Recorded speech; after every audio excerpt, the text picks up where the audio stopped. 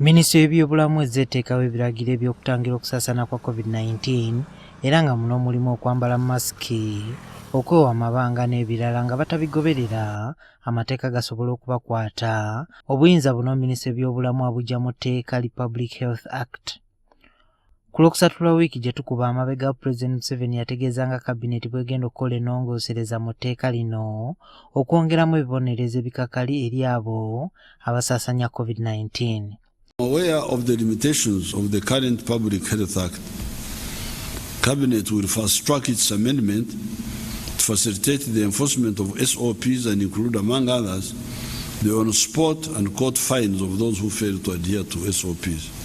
Wabula ababaka ba Paalamenti wadde nga basiimye Museveni okuba omusaala okulwanyisa COVID-19 ne balowooza nti etteeka mu kiseera kino teryetaagisa. Kakati Pulezidenti waba yatadde gym n'ata sawuna, eyo bagendagenderayo mu masiki.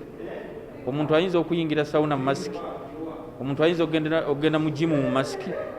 N'olwekyo ebintu ebimu bwe biba tubyogerako tuleke kubyogerako n'olubalaato. Olwaleero bw'oteekawo amateeka tigojja kuwa ssente bwe ziti olwedde obeera owadde omuwendo oba fayini bwetyo oli owa poliisi bw'anaatandikirako bagaininga n'oyo gwakutte. Implementinga kizibu kati nerino etteeka lijja kwonoona ssente z'omuli wa musolo. Tugende wano mu Paalamenti tumale emyezi 3 tuli mu kubaga etteeka naye okuli implementinga it is not going to be possible, tikijja kusoboka.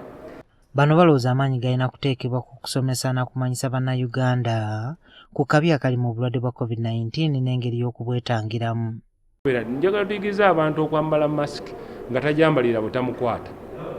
Kati weteekawo etteeka nti butayambala masiki abantu bagenda tambulanga ne masiki nga tayagala kujjawo era nga tamanyi nakyetegeeza naye ayambala poliisi ereme mukwata.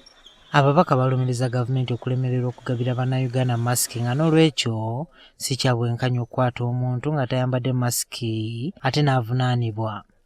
Gavumenti bwe yagamba okugabira abantu masiki ate yamala n'eremerera ozigaba.